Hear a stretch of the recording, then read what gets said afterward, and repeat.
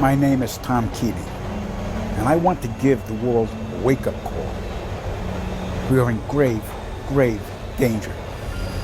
There is a looming threat to every woman, man, and child on Earth today. And if we don't acknowledge and confront this menace, our civilization may be doomed.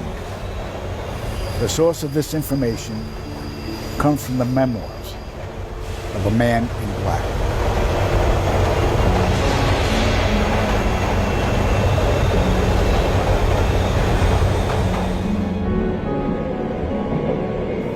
The memoir names names, important people, a lot of them in high-level positions. If they find out about this and my crusade to one mankind, they're going to do everything they can to stop me from making them public. If the information doesn't get out for the world to see and take seriously, it's going to be too late. All I can tell you is I'm scared to death about it. I love my country. This is my patriotic duty. I've got to do this. And besides, at my age, I've lived most of my life. I can take this chance. The hell with it. My name's Tom Keating, and I'm originally from New York City. I went to Pace University, and after that, I spent 4 years in the Marine Corps. I'm a Vietnam vet. Here I am in North Hollywood, and now I'm retired. Joe and I had a lot in common. He was retired. I was retired. We didn't have kids, no close relatives. Now, Joe was a recluse, but even so, he started to open up and confide in me. And I got to thinking of him more as a brother than anything else, and we became kindred spirits. Joe was diagnosed with brain cancer in 2013. Anyway, after he was diagnosed with that, he invites me up to his room, wants to talk to me. I go up there. He starts talking about how he worked for this super secret government agency back 1970s or something like that. He referred to himself as a man in black. Now, I've heard of that, but I didn't know they really existed, but that's what he called himself. And then it hits me. You know what? He's got brain cancer. He's taking all this medication. That's what's doing it. Okay, he can't be in his right mind. He's delusional about this stuff. So the next thing I know, he pulls out this drawer. He sets all these documents and letters and paperwork in there. I'm looking at this, and I know this is the real deal. It's not fabricated. I dealt with this stuff when I was in the military. That's what I did. He's not making this up. I need to get more information. I need to find out what's going on with this, because it was unbelievable what he was telling me. As a result of the cancer, Joe decided to write a memoir. As he said it, because he was having a crisis of conscience. He felt it was his duty and obligation to expose the fact that the human race was in great peril and danger because of what the government is doing. He had decided that he was going to write the memoirs on the old hand model. Manual typewriters. Remember those? Well, that's what he used. He wouldn't use emails, phone, no correspondence, no electronic. Didn't trust that at all. Otherwise, because he knew he was being watched. The memoirs are not here. He's got them stashed in a separate place. And he didn't want to keep them anywhere near where he was because he knew that they would be looking for them. So he made arrangements, and he has them in a different location, which is all I can say about it right now. Okay.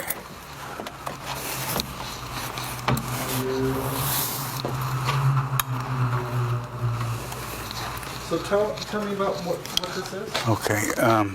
Joe has a storage facility, but his memoirs are not in his storage. It's been searched thoroughly. It has not. When Joe died, I came down, and here you see, nothing here, gone. But I know the memoirs weren't there. Where are the memoirs now? Well, I'm not going to be able. I can't tell you that until I get a little bit better, make sure you're right, and then we can talk about that a little bit more. But in the meantime, and that's also for your protection, by the way, as well as mine. If you know where they are, guess what? They're going to be after you, even if you're not. And they know Joe and I were tight. They know we talked a lot. So they're going to put two and two together, I think. I don't have the training and the knowledge like Joe had.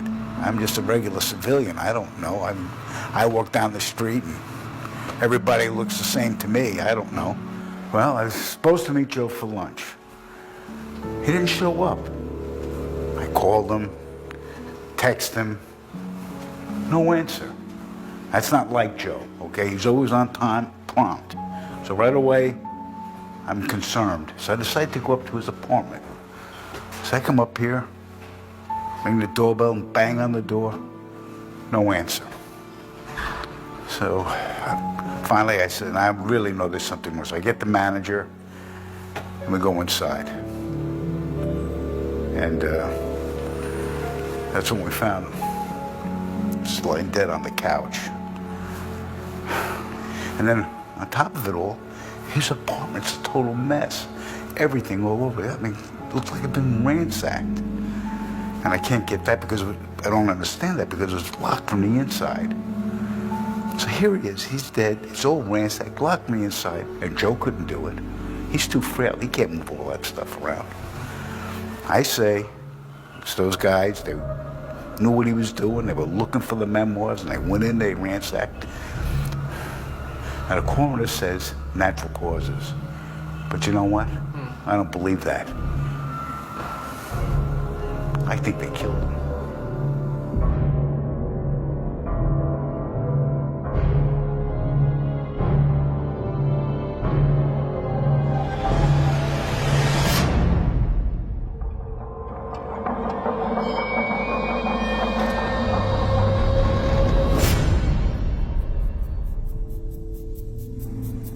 I don't feel safe anymore.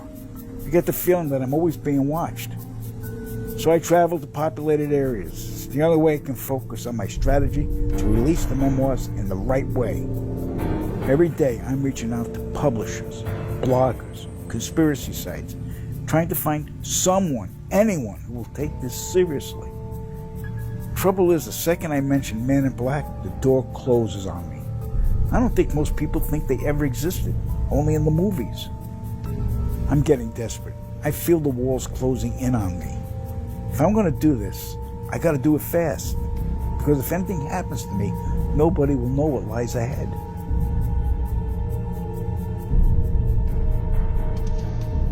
Okay, I got to get this place cleaned up. She's coming over. Anne's the one I told you about. She doesn't approve of this whole thing. She doesn't like it at all. I met Joe through her.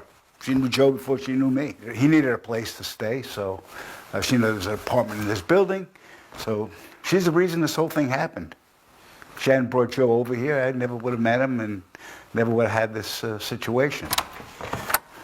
Yeah, hi, sweetie. How you doing? How are you? Oh. And this is Robert Colson. He's the documentarian that's doing the film. So, Nice to meet you. okay, he's going to be asking us all the questions. So if it weren't for me, Joe and Tom never would have met. Yeah, there was something about him. He seemed to have this dark side which frightened me. And I've always been taught that I should follow my intuition, and this just didn't seem right. He could release them anonymously if it weren't for this documentary. Now, I know that's your job, and I respect you for that, but why does Tom have to be in it? As long as it's out in the open, it doesn't make any sense for them to do anything to me. So that's the reason why we've got to do it this way. It's actually protecting me. I don't see it that way. As long as I have them. And you have them. Yes, Please. I'm good. Everything's good. I'm sorry. I have to go. I can't explain it to you. I had this dream the other night. I can't forget it. I was on this table, white table. The room was completely white all the way around me. And I couldn't move my hands, my arms, my legs. I felt paralyzed. I just couldn't move. I'm just lying there, this white room. Then all of a sudden, this figure appears, a man. He was in a dark suit. He was speaking at me, but I couldn't understand what he was saying. it sounded like he was, like when you hear people talking underwater, and it just felt like I was drugged. I felt drugged is what it was. He takes his glasses off. He had these sunglasses on. And his eyes were all black. I can't help but feel like it was some kind of a message. The dream was trying to tell me something, or that's just haunting me. Now, well, here's the bad news. You know, Ann puts my name in a search engine every day because she's worried about me. Mm-hmm. So today, this link pops up. Look at this thing. This is from that documentarian that I hired before you. He says I owe him money, which I do not. And so he posts this thing. And this is a big, big problem for me. Burbank, California man named Tom Keating, who befriended an ex-man in black in the last years of his life. Oh, yeah. Great. Just what I need. My name out there for everybody to know. Burbank, California man to unveil memoirs of an actual man in black. Documentarian Eric Hayes, that's the idiot, reached out to us with a story that could blow the lid off the lies and secrets the government has been concealing from us all these years. Hayes claims to have worked on a documentary about a Burbank, California man named Tom Keating, who befriended an ex-man in black in the last years of his life. Following his 20 years of service as a silencer, the retired operative changed his identity and became known as Joseph Spencer. Keating, the subject of the documentary, inherited Spencer's memoirs following his death. The explosive journal not only details his professional life as a man in black, but also names high-ranking individuals within our government and military. They also reveal accounts of the murders of noted ufologists, UFO witnesses, whistleblowers, abductees, and more. Hayes claims that the most shocking aspect of the memoirs is the revelation of the genocidal global cleansing that has already gone into effect, courtesy of the United States government and an elite secret society that rules every aspect of human existence. Hayes saw the memoirs firsthand and is convinced they are real. The real question to be asked is not when Keating will release this holy grail of conspiracy disclosure, but rather why he hasn't done so already. Why don't they just sign my death warrant? Now everybody's going to know who I am, and these men in black pals of Joe's are going to come after me, I bet you. So I don't know what to do now. I think I should just send the memoirs to these guys and let them just go ahead and publish them and just be done with it. And once they're out, I'm good. I'm fine. I don't have to worry about it. See, who are these guys? Top Secret Exposed.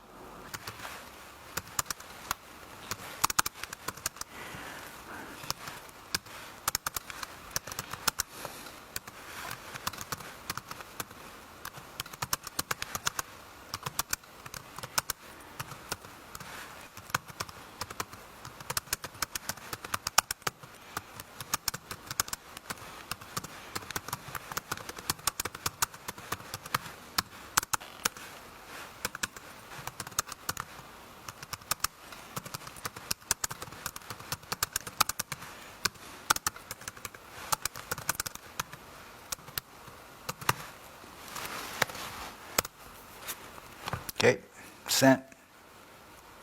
See what happens. I'm going to make 2 copies of the memoirs. I'm going to send one to my friend in Colorado Springs. And I'm doing that because I want somebody else to have a set besides me. Just as a little bit of an insurance, a backup if something happens. Yeah, and besides, nobody knows I'm sending it, so it'll just be between me and him. And this plan should work. And another reason why I'm doing this is because that site that posted that article about me, well, I sent them memoirs, and I thought for sure that they would publish them. I haven't heard a word from them. So I don't know what's going on with them. And not only that, I sent them to 2 other sites. Another site, I haven't heard anything from them either.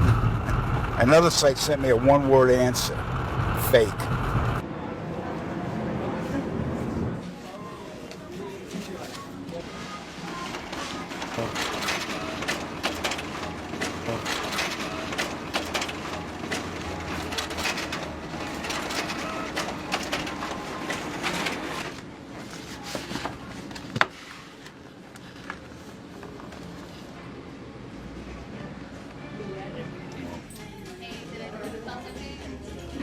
Happy birthday to you. Okay, oh, thank you.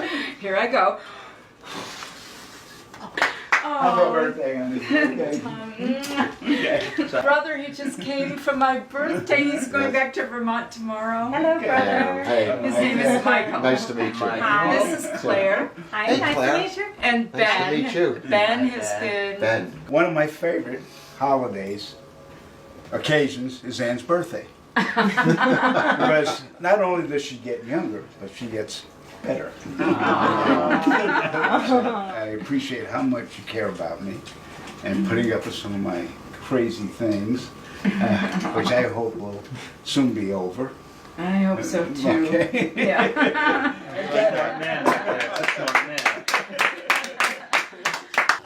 Thank you very I much. better stick with coffee because I think Happy it's birthday. You're an inspiration.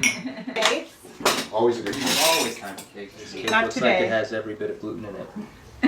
yeah. Okay. Oh, Happy Tom, birthday. what's? Oh, my own special one. He's leaving tomorrow, Yeah. and I wanted him to stay, but no, he has to get back. Yeah. She's another wonderful woman. Very, very nice, very pleasant. Say hi, Claire. Hi. Maybe she's a little bit camera shy, I don't know. That's okay. And I always liked your advice. Ever since she's very, very good, very helpful, very good friend. So I think I found someone. He's a psychiatrist. I think it would be really good for him to see him. He's great. That would be the next step. And I think it's very important. We should try to get him there as soon as possible so it doesn't get any worse and we could... But how are we going to approach this without him being offended? Have you suggested anything like that? Him seeing anybody before? I've tried, but you know, it's like beating around the bush. I haven't come right on and said, I think you need this. In our relationship, I'm not a medical professional. Yeah. I'm an English professor, you know. He thinks he's going to save the world. I just don't know what to do. He seems to be getting worse. And I know the psychiatrist. It would be great if you could take him there, because he really needs to go. But how do I approach it? Well, have you suggested anything like this before? Oh no, I can't do that. Does he get defensive? Or? He just would think that I think he's crazy, and I don't think he's crazy. I just think. I understand. Well, would you mind if I talk to him? Oh, that would be wonderful. Yeah? Yes. Okay. Well, it's when a person, sometimes due to an injury or trauma, believes that someone is following them, or it could be even that they think that someone is in love with them, or that someone is there to harm someone who they love or care about.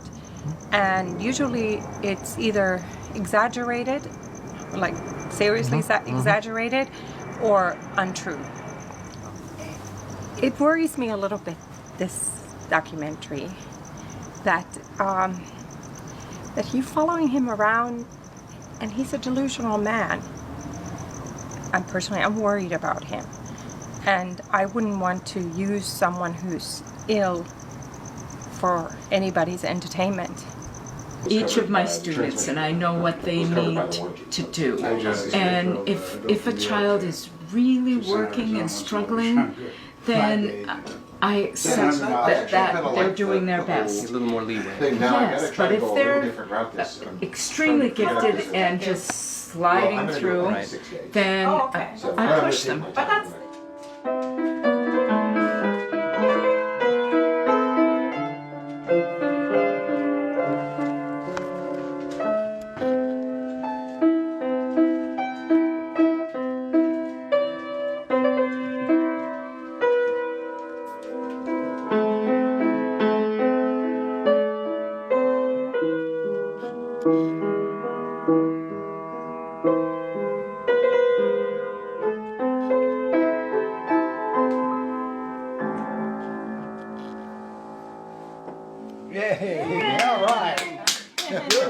Beautiful. Okay, great. Wonderful. Yeah, and you saw the latest recidivism report, right, on CNN, the bombings going on over there, right? And I mean, okay, it's a little nuts, but if you think about it, if they're out there and the drone strikes are going on, and we know we're 3,000 miles away, we don't know what's happening. Yeah. Who knows what's happening here? So we don't care over here. So you don't know what's going on right above the house, right? It's 100 miles above. It could be microphones picking up what we're talking about. So I'm sorry. I didn't mean anything by it. It was the dog. It really was the dog. Oh yeah, it was the dog. Who knows who he's that's right. reporting to, right? Yeah. I mean, he could. Yeah, listen, it's not funny, you know. The government really does stuff like this. You guys just don't really understand, okay? of course they do. If you only really knew what's going on. You don't really know, okay? And we're all in very grave danger. This is not a joke. You don't understand what this government is doing. If you only knew. Come on, sweetie. Sorry, I didn't mean anything by it. It's okay. He's just tired. It's sorry. It's been a really long day, It's late, and right. he had some wine. Yeah, well, Yeah. just- You know, some people get cranky sometimes. Okay, he's all right though. I didn't Yeah, know he's what fine. said He's anything. fine.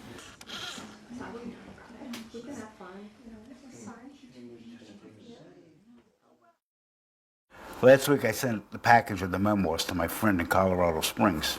He never got them. So this is what happened. Your parcel has arrived at the post office at January 29th. Our courier was unable to deliver the parcel to you. Like I said, I don't know how that's possible. He's retired, he's there all the time. To receive your parcel, please go to the nearest office and show this receipt, which is exactly what he did. So he goes down there, and the clerk behind the counter says that somebody already picked it up. I don't know how that's possible because it's in his name. Now, my friend's home all the time. He's retired. Okay. So there's no way he could not be there. Well, I think it got intercepted. I'll bet anything on it. I'm sure that those guys are onto me. There's just been too much stuff happening. This is just another thing. And not only that, that website that published the article about me, I sent the memoirs to. Can't find it here.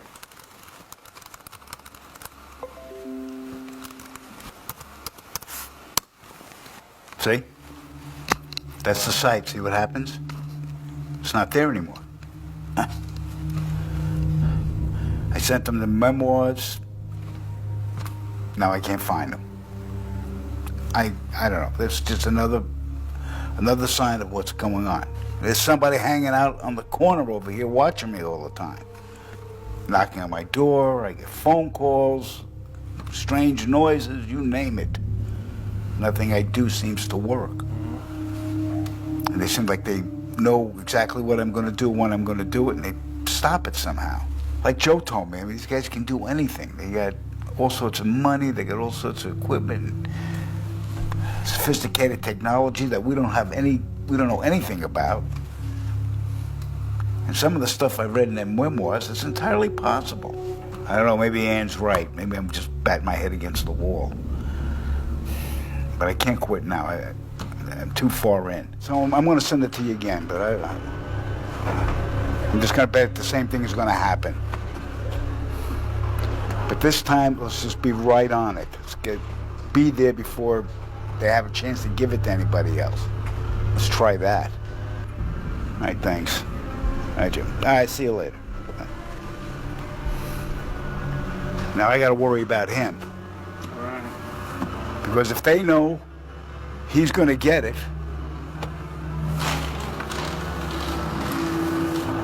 I don't know if that's the right thing to do or not. I don't even know if I could be putting his life in danger if I send it.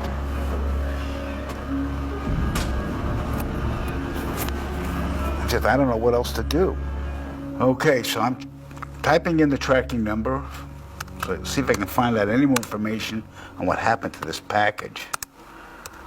Okay, 639. Okay, 639. Enter. The tracking number you entered is invalid. Please correct it and retry. 639. 639. Okay. Nope. Invalid. No good. So the reason I'm here right now is because your friend Claire stopped by my studio yesterday. The gal I met at the birthday party. Yeah. And she wanted to be on camera talking about you and her concerns and a few other things, which I think you need to see. Yeah, well, she wants me to go to a doctor. She thinks I need a psychiatrist, which I am not going to do. Right. She's got Anne involved in this too. Yeah, well, let me play the video for you. Here we go. It's apparent that he's become increasingly more unstable and paranoid. She's talking about me? And I'm sure Yep. you know. And I suggested he go to this doctor I know who's happy to help him, who would really be useful for him. Yeah. And he doesn't want any help. He doesn't. He's in total denial about don't need it, his Claire. own state. And I mean, I'm just, both me and Anne are just very worried that what if he has a mental collapse? You know, he could be in danger for himself. So, so what I'm asking you is that if I could be part of this documentary, no, don't let her be part of this. Project you're doing. This would help me assess his mental state so much better to be close to him, because he doesn't really want to talk to me. So if I could be part of this project, it would be so much easier for me to monitor him. No, there's nothing wrong You don't want with to be me. complicit to a person's mental collapse, do you? Of course not. Good. I need you to give me all the footage so I can watch it as soon as possible within the next 2 days. It's very important so I can assess where he is mentally at this point. Where in God's name is she getting this? Okay, well, let me speak to him about that first before I give you the footage. Don't just speak to him. You must convince him. You understand? This is important. Now, the second reason I'm here, I just wanted to ask you, throughout this whole process you've been working with Tom, has there been ever any concrete evidence that any of this is true? Oh, this is getting better all the time. Not exactly. That's what I thought. I've been talking to a friend of mine who knows a guy, who works for the Department of Justice, and I asked him to do a background check on Mr. Joseph Spencer. This is what he basically found. So, Joseph Spencer's real name is John Alexander Layton. He was born in Jefferson City, Missouri, 1939. He had no formal education and spent most of his youth working at a lumber mill in Warren County, Georgia. From there, he worked as an independent contractor in Cleveland, Ohio until 2005, at which time he retired. He was never married or had any children. Following his retirement, he became a conspiracy theory activist, with claims that the moon landings were a hoax, that the government is engaged in a human cleansing plot, that space aliens are living among us and working with our military to devise super advanced technologies. That's right. Mr. Layton moved to North Hollywood, California, 2008, and for reasons unknown, changed his name to Joseph Spencer. At no time in his life, at no time, did Mr. Layton serve in the U.S. military or in any branch of government. He was not an intelligence operative, a spy, an agent, or a man in black. Which means that the memoirs are a complete fabrication written by a deluded individual. I'm giving you this paperwork to show to Tom. He'll probably dismiss it, but at least I wanted you to know the truth.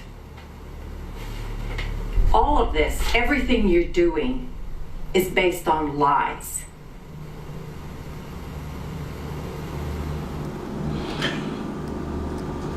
So, this is the background report she gave me to give you, and I think you need to look at that and tell me what you think.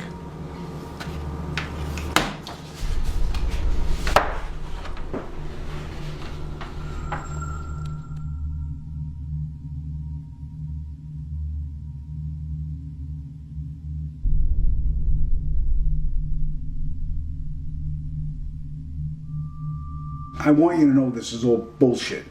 I mean, does she really think the Department of Justice is going to release classified information on one of their covert agents to a common civilian? One thing Joe said was that all the men in black had their past histories completely wiped out. A clean slate. His bogus report proves that. I mean, Claire is so naive. I was in the military. I saw classified documents, reports, communications. Joe had all of those in his possession. I mean, this guy could describe the innermost workings of above top secret operations. He drew underground bases, secret departments within NASA, sub-basements at the Pentagon, and I'm supposed to believe some common everyday schmuck working at the lumber mill or an independent contractor working for a cement company could know all this? Come on. That's the bullshit. Yeah, I saw your little interview and I'm very upset. There's nothing wrong with me. I'm as sane now as I've ever been, and I resent the accusation. And I don't like you feeding that crap to Anne. I don't care what you think, Claire. I want you to leave me alone, and I want you to stay away from Anne. You know, she hasn't returned any of my calls lately, and I'm guessing it's because of you. And no more speaking to Robert. He works for me, got it? That's all I have to say. Goodbye.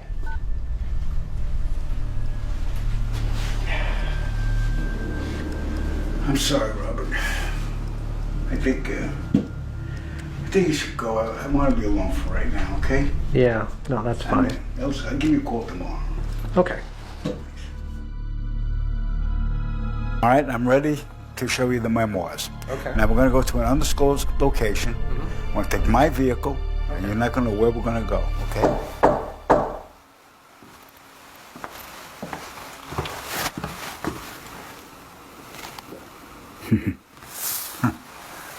Look at this.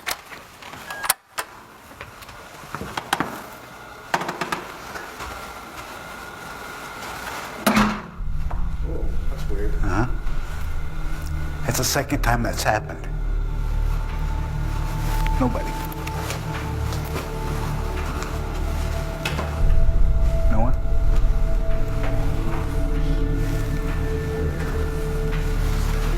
Nobody here?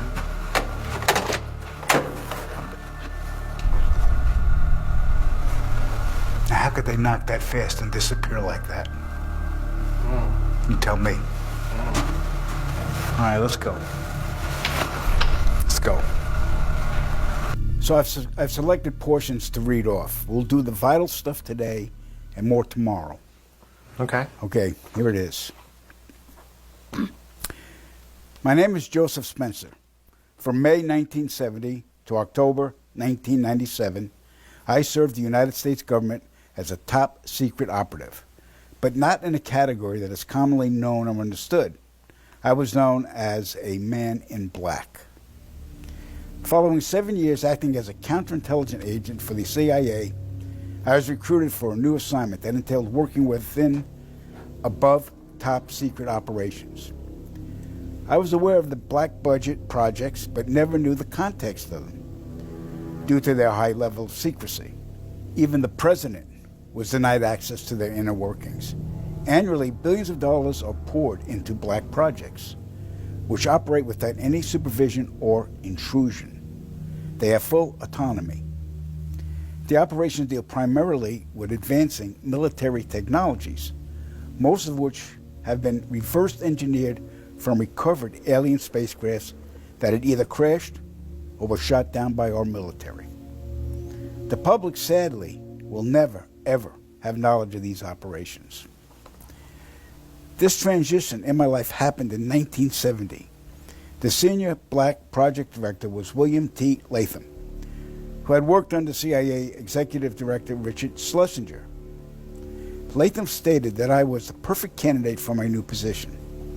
I was a foster child, and I had no connections to existing relatives. I had no friends or social life. It was easy for them to erase my past and provide me with a new identity. I gave myself to them as a priest would to his God.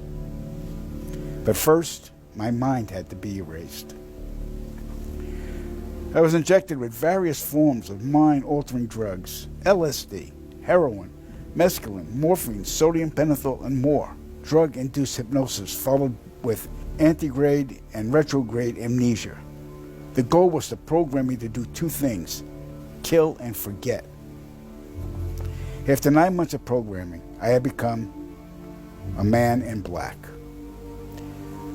What I later discovered was that not all the men in black were human. About a third were alien hybrids. Their distinctive feature was the absence of whites in their eyes, giving the impression of empty eye sockets. This unsettled me, and it took months to adjust to the reality of alien integration. My assignments largely dealt with UFO sightings and crash sites.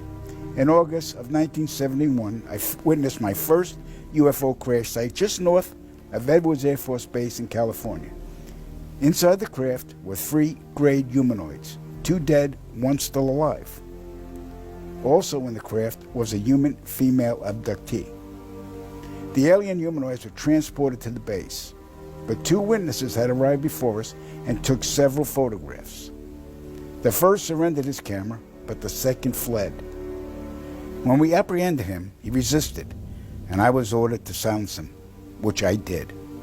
The killing of witnesses was executed with a wand that acted very much like today's taser, but the voltage from the wand would cause immediate cardiac arrest, and the victim's death would be attributed to natural causes. We silenced countless victims, not only men, but women of all ages and even teenagers. The following day, after each kill, our memories were reset, so we would have no recollection of the murders. A good majority of the victims were ufologists and whistleblowers. Among the ufologists I personally silenced were Paul William Cooper, Milton Vigay, Claude Monroe, Anthony Vargas, and noted documentarian Samantha Willis. When my wand malfunctioned with Samantha, I resorted to strangulation.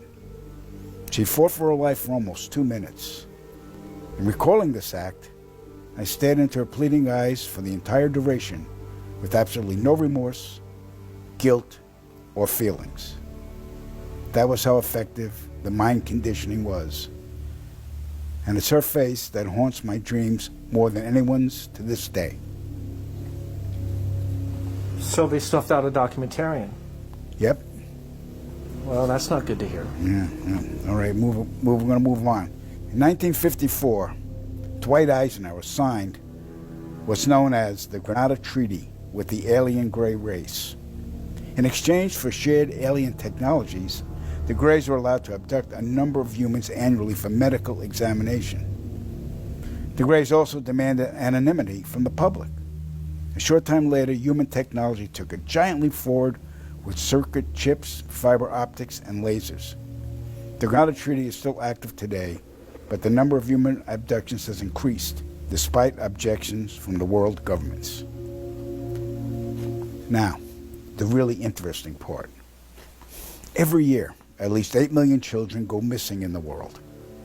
I can attest that 1/3 of them are abducted by government operatives and transported to any one of the 1,477 underground military installations on the planet, then imprisoned for the remainder of their lives. The children are subjected to biological and genetic experiments, dissections, and mutilations performed not by human scientists, but an alien gray species. During my stay at the Vanguard Underground Base north of Phoenix, Arizona, I witnessed many of these procedures. Because there was no form of anesthesia administered to the young patients, the halls reverberated with the screams of tortured children from morning to night. The ones that perished were incinerated in the installation's crematoriums. My point of contact at this base was Lieutenant Colonel Charles T. Leninger, and he was a human-alien hybrid. And get ready for this. In 1994, the World Population Summit in Cairo, Egypt, had 160 nations participate, where they all agreed that the human population was out of control and must be stopped because the world is running out of resources. An agreement was formed that would mandate the reduction of humans from 6 billion to 800 million by the year 2030. This meant finding a method or methods to wipe out nearly 95% of the population. Solutions were discovered, investigated, tested, then created, and have been in full force since. The procedures have been inflicted onto the human race are as follows. 1. Toxic levels of chemically enhanced fluoride have been secretly added to our drinking water over the last 20 years in every city and community on the planet. I personally oversaw the delivery of fluoride barrels to Denver, Chicago, Tampa, and Minneapolis water departments. The adverse effects of fluoride poisoning to the human body are numerous and debilitating. The effects to children is damage to their neurological development, among other serious ailments. 2. Man-made viruses and diseases. The AIDS virus, which was a designer byproduct of the American Disease Institute, was distributed through vaccines to the public in 1980. Instituted as a preliminary population control tactic, the results were successful and led to more lab-produced viruses that have since been unleashed onto the public.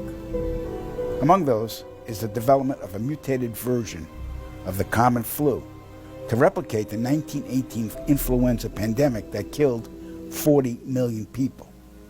The first strain of this new flu virus will be released to the public in late 2017. So if we see a flu outbreak in the late 2017 or early 2018 that's killing people, we'll know this is true. All right. 3. Killing us from the air with neurotoxins, barium chloride, cancer microbes, and viruses by way of chemtrails, released into the skies daily over all inhabited regions by military aircrafts. The effects of these toxins are severe and over time lethal, causing respiratory ailments, cancer, damage to the immune systems, and sterilization in men. Since the chemtrail plan was implemented, sperm count in men has dropped nearly 50%. If this isn't reversed soon, the human race will face early extinction. Now the grand finale. This is some scary shit. In March 1997, an event known as the Phoenix Lights became the most infamous UFO sighting in history. A mile-wide vessel, clearly not man-made, flew slowly and silently over the state of Arizona and was witnessed by 10,000 people, including the governor of Arizona. To date, there has been no reasonable explanation. But for every witness interviewed, the craft was as real as anything they'd ever seen. Their lives were transformed. They now believe that we truly are not alone. However, there is another truth, for I know what they really saw. In 1986, while stationed at an underground installation near Boulder, Colorado, I was introduced to Project Skybeam by Lieutenant General Andrew Garris. I was then led down a corridor and into a large hangar where a stealth bomber hovered only 20 feet above me. I stood there confused. Then Garris looked over at me and smiled, then asked if I was certain of what I was seeing.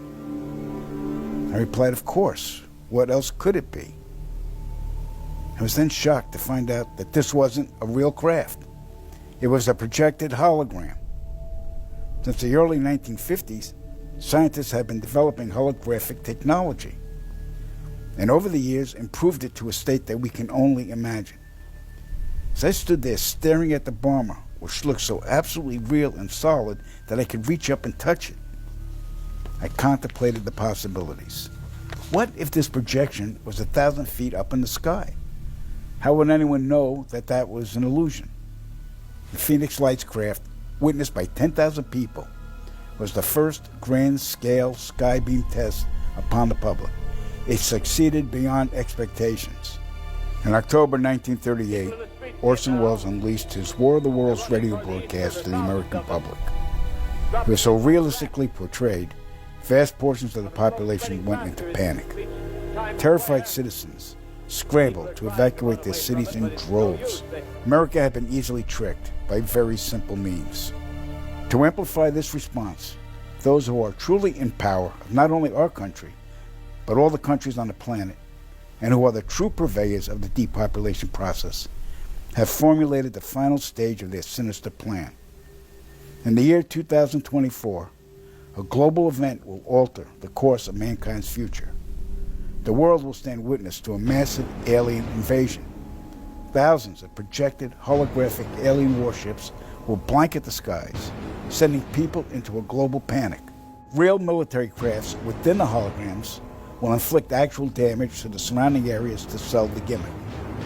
And as a result of the ensuing human chaos, a one-world government will immediately form without any resistance from the people. They will be the new world order. Once this happens, we as a people will be doomed to enslavement and accelerated depopulation. With that said, the only hope for human salvation is to acquire and spread the knowledge of these activities and agendas. Resist, retaliate, then conquer this imposing enemy. The time is now, as humanity is rapidly approaching its final days.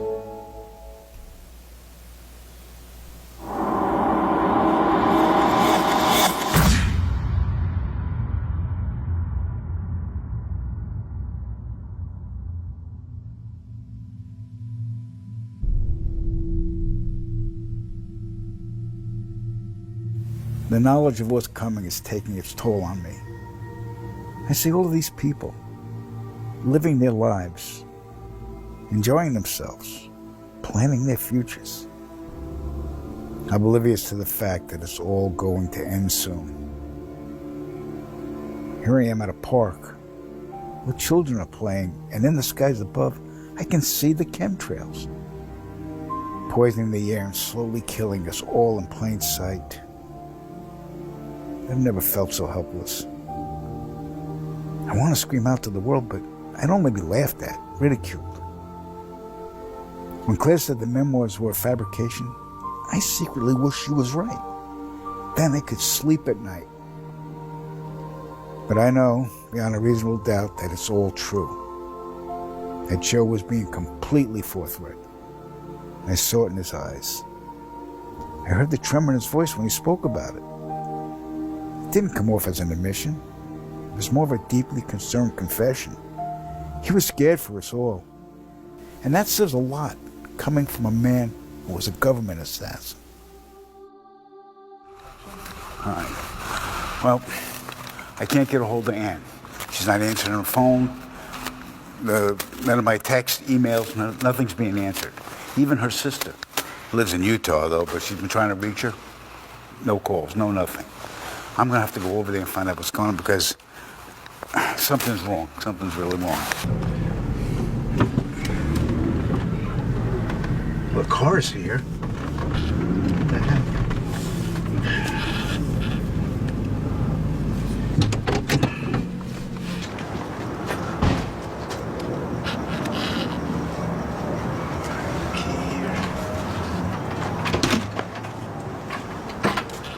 Hey, Charlie. What are you doing, buddy? Come in here.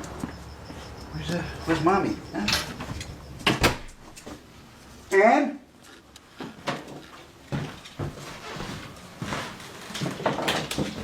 Ann?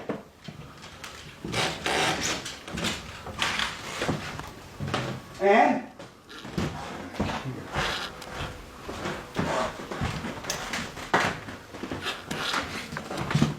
Ann?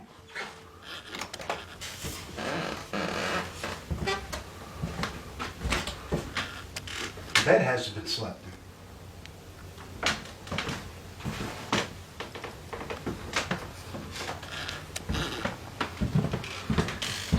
That's weird. Ann? Charlie, where's Ann? Hmm?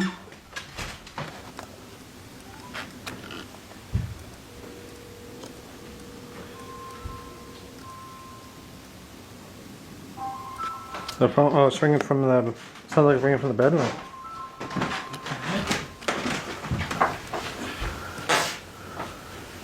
This is her phone. Oh, wow. What the heck is this doing here? Okay, it says something really wrong. Okay. I'm gonna I'm calling police. I'm calling police because You file a missing persons report. Yeah. Wow. 911. I've called police are on their way. This poor dog hasn't eaten in days. Have you, Charlie? Well, come on, let's go.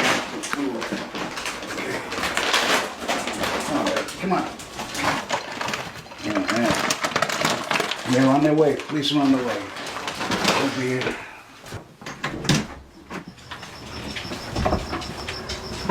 I hope they don't take forever.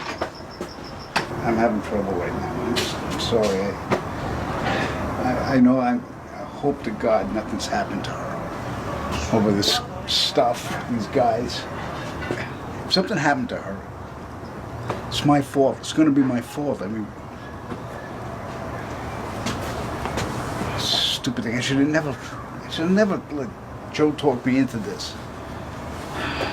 Something's happened to her.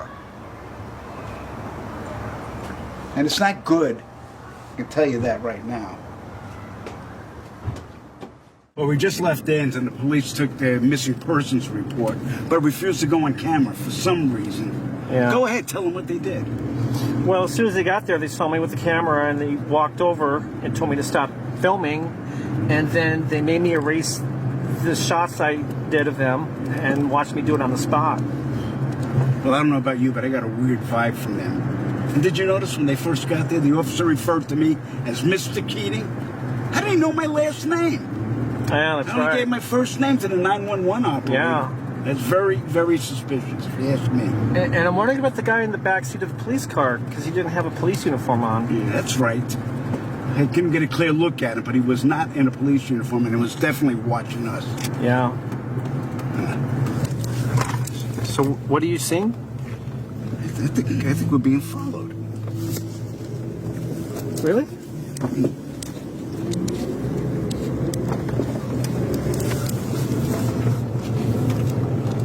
Wasn't quite sure, but now I am. All right, let's see if he's following.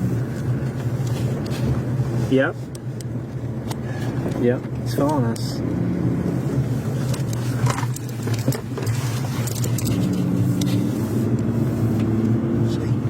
There he is. I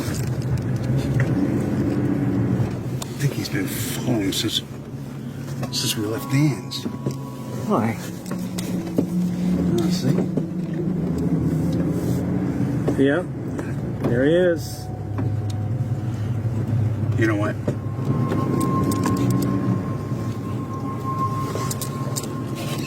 I've had enough of this. He stopped. Hey! Why are you following me? Huh? Come on! Hey, come here! Open the door. Son of a... I bet anything he knows what happened to Ann. Pissing me off, that son of a bitch. Wow. Fed up with this crap.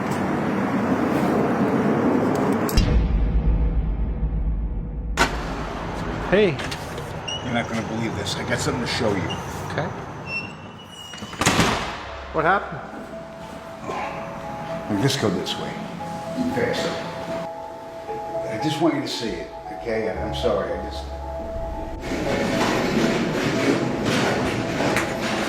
Well, it ain't good.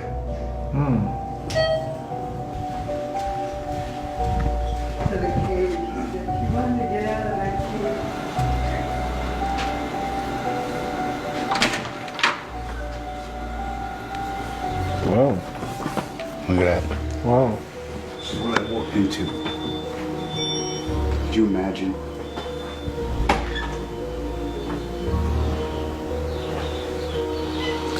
Wow. Your place got ransacked.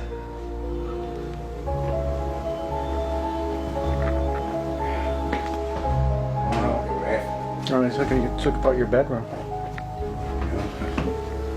I went through everything. So you were gone, and what happened? I mean, Okay, I was out doing errands, but like I normally do. I come in here, boom. I see all this. yeah. Well, you gonna call the police? thought about it, but what good is it going to do? I know who did this. And by the way, I don't even trust the police. She lives next door, right? Uh-huh.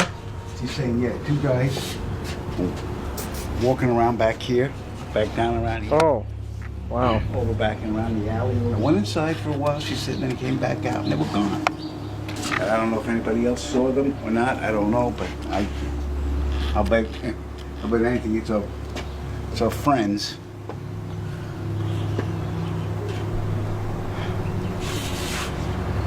I can't stay here another minute. I got to get out of here. Right. No, I would too. I'd be getting out of here right now. I know my life's in danger. I know. Yeah. I want to throw my phone away. Okay. Find a place to go that no one else knows but me. Just go into hiding, or? So, yeah, I'm just going to go underground. And I'll get in touch with you. Okay.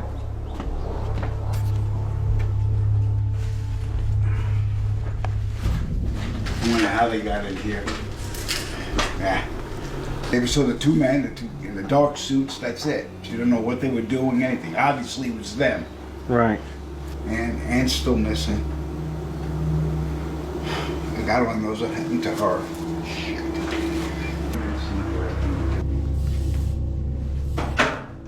There's no sense in taking a chance. No sense in staying here, and for what reason?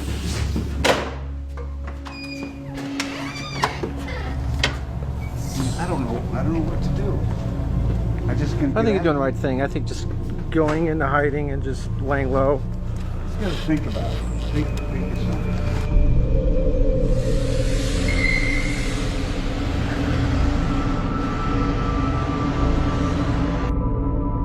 And you know that Anne's been missing, right? Yes. And now Tom has left town and you don't know where he is? I've had no correspondence with him, no. When's the last time you saw him? About 2 weeks ago. His place had been ransacked. Oh, come on. He did that himself. Either out of his own delusion or a stupid ploy to convince everyone why he had to leave because his life was in danger, right? That's how I understood it. Well, just so you know, I had to tell the police about Tom's mental condition, and now it's very likely that he'll be the primary suspect in Anne's disappearance. So it's very important that we find out where Tom is. So, who do I contact if I hear from him? Just call me as soon as you do. I have daily communication with the lead investigator. Okay. Robert, you do understand that if you're concealing his whereabouts and not telling me what else you know, that you're an accomplice to a very serious crime. I wouldn't want to see you go to prison over this, because that is what will happen if you're lying. I'll be expecting your call. Goodbye.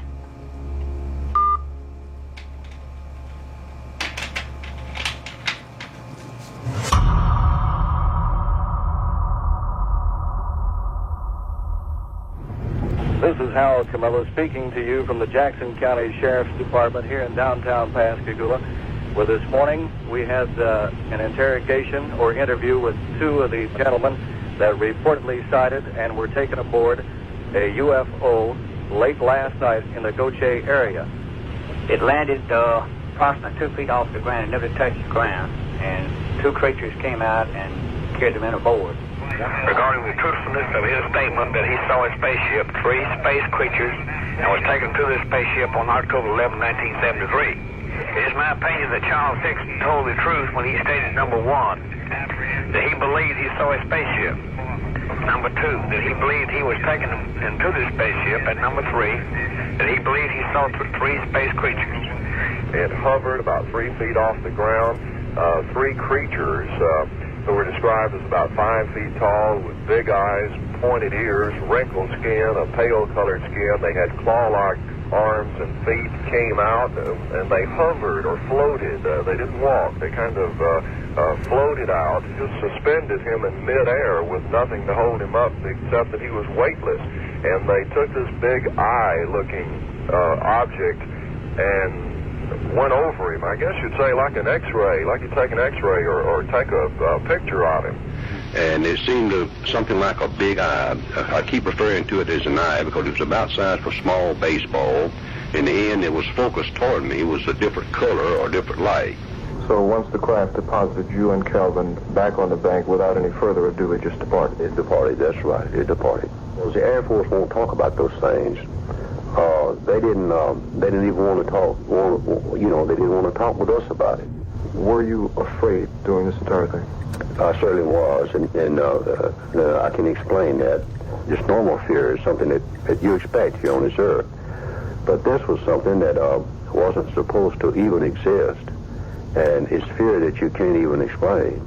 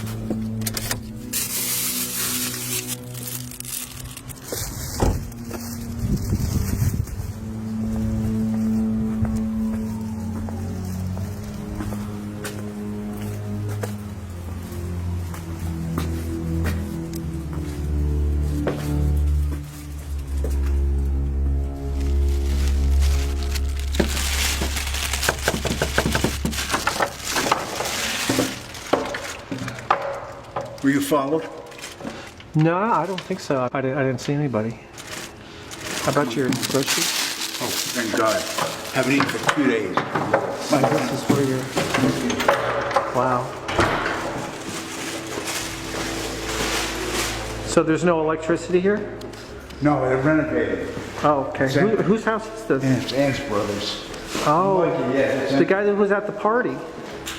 Needed a place to hide out. Well, I came up here a couple of days ago. I had to break into the place. Yeah. He doesn't even know I'm up here. Wow. Yeah, I just grabbed whatever I could. I was well, Colorado Springs to stay with a friend of mine. The guy you sent the memoirs to. Yeah, right. I gave him a call.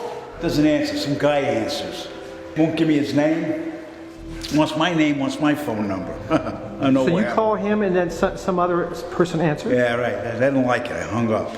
Holy. Yeah, so, you know what? I think they got rid of my buddy, wanted me to call, traced that call, and I said, you know what? I'm hightailing it out of here. I think something bad happened to Ann. Everybody else that's been involved in this fiasco, they're either disappeared or dead. Listen, if I were you, okay, I'd get this documentary done and completed, and I'd get it released free on every single platform you can. Get your face and name out there, and then you'll be safe, you know what I mean? Yeah. So I'm gonna do. I'm gonna head up north to Canada, and I want to disappear in those big woods that they have up there. If that's possible. But I'm hoping I can find someone that will release the memoirs up there. Right. So why don't you just turn yourself into the police or commit some kind of petty crime and just sit in a police cell? I mean, or jail cell. You'd be much safer. Police? I wouldn't last 10 minutes before they whisked me out of there. Who knows where I'd wind up? Some Dulce base, or even worse. Now, that's the worst thing I could do. I need to protect myself. Now, don't freak out when I show you this, okay? Oh, wow. Yeah. I bought it at the local gun store today. And I'm not afraid to use it. I can defend my life. You think you could actually shoot somebody? I'm a Vietnam vet. Like I said, I don't mind protecting myself. And these guys want to have it out before I go out. I'll go out guns a-blazing. Wow. Hopefully it doesn't come to that. What the hell is... Who could that be? I don't know. Why don't you go upstairs? Go upstairs. Keep filming.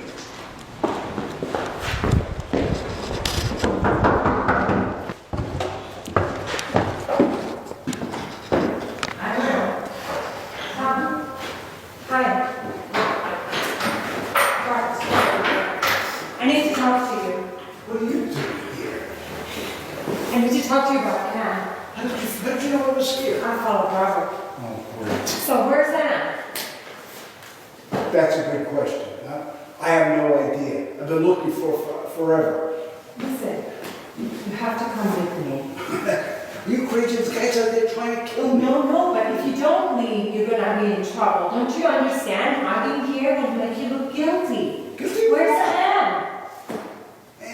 I didn't do anything to Anne. I'm trying to save my life. That guy's everything. Listen, it's very important that you trust me now. So we can go together, be safe, and I have this great doctor for you. I talked to him already. Claire, I am not crazy. Do you understand? No. Okay? No I'm one's not saying imagining this. No one's saying that you're crazy. I don't know anyway. As a matter of fact, I want you to leave. I want you to get out. What's that?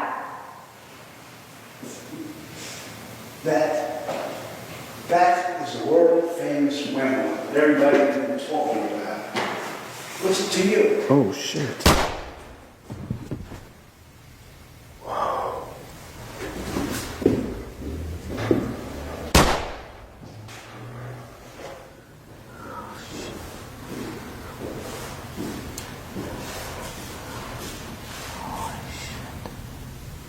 Robert, come on down.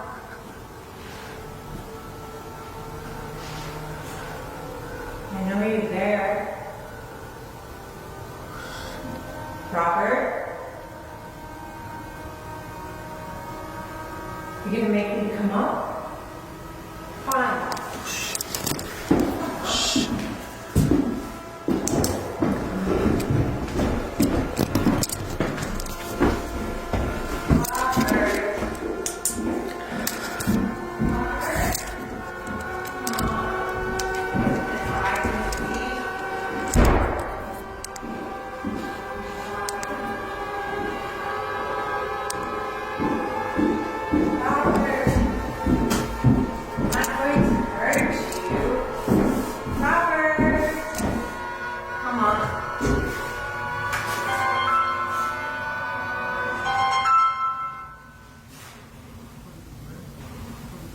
Yeah, I have it.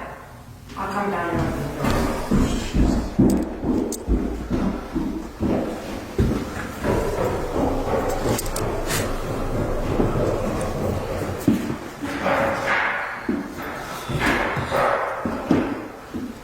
Yes, I'd like to report a fire. There's a fire at 421 South Oak Street. And there's 2 men inside a house starting a fire. And you need to get the fire trucks here immediately. The whole house is going to go up in flames. Please, hurry.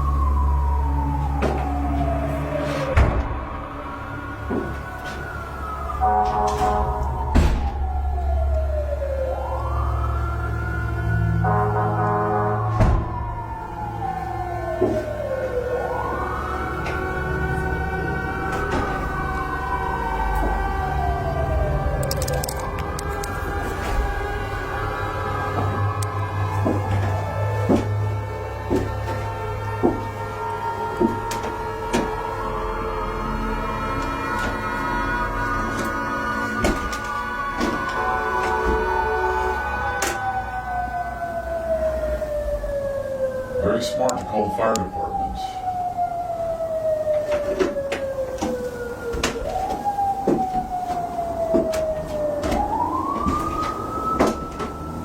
We were at your place today.